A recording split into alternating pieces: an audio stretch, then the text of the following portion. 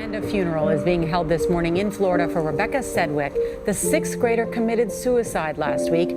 Authorities say she suffered nearly a year of cyberbullying. They say weeks of constant bullying cost him his life. The 14-year-old teenager committed suicide after the release of an embarrassing video. A 9-year-old girl in West Alabama took her own life, and her mother says he was just 9 years old and already had dreams of becoming a social media star. But last week, Jamel Miles took his own life. Developments now after a sixth student took his own life in Perry Township. The teenager's parents are now speaking out, saying they want to make sure that this doesn't happen to any other families. A study released earlier this year found that in 2017, more first responders died by suicide than in the line of duty. It is really, really disturbing because on average, there are about 123 suicides per day. So that's one death by suicide in the U.S.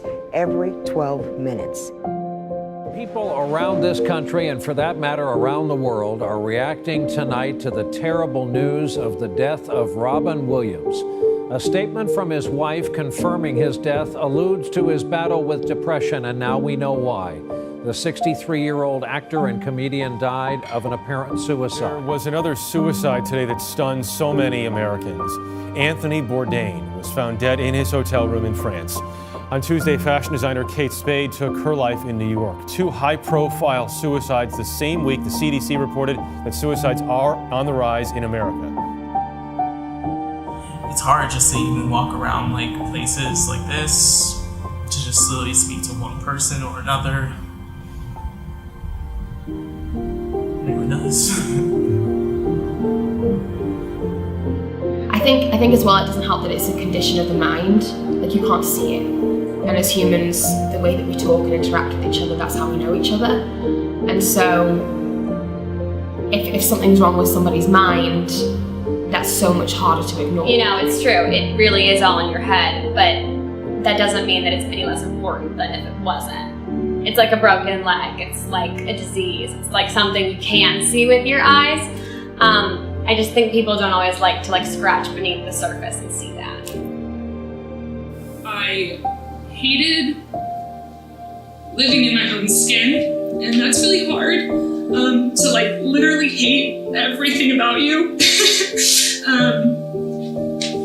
You just don't want to do anything. There's no point, because every thought that I have is just being uncomfortable, not even now, just physically just wanting to crawl out of my skin. Suicide and mental health has always been a thing in my life, and I really did not know where to go to talk to people. I felt like I could really not talk to people. A lot of it had to do because of the stigma that surrounds mental health. You can't go to people because you just gotta be happy or get over it, or it's all in your head. And it was something that really built up because I didn't talk to people, which ended up me being in the hospital for 2 weeks. And after getting out of the hospital, I knew that something had to change. I wanted to be part of the solution to change something and to be able to open up the conversation about mental health. This documentary is going to be a feature-length film. It's going to interview people with mental health issues and also professionals that have studied mental health in all different types of ways. The way I see it is we should not sugarcoat mental health. That is part of the problem, and if we open up the conversation in a very open way and to be true about what is actually happening, that will be the way that we can end the stigma that surrounds mental health.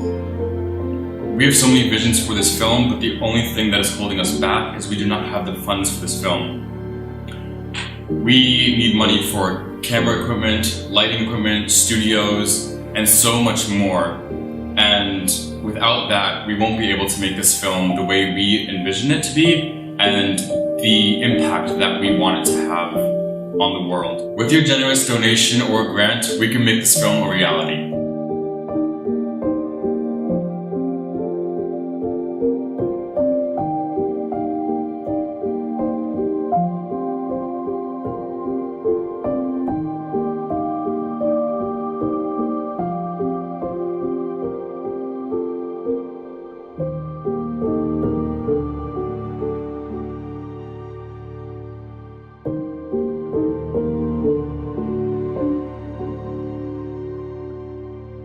Elad.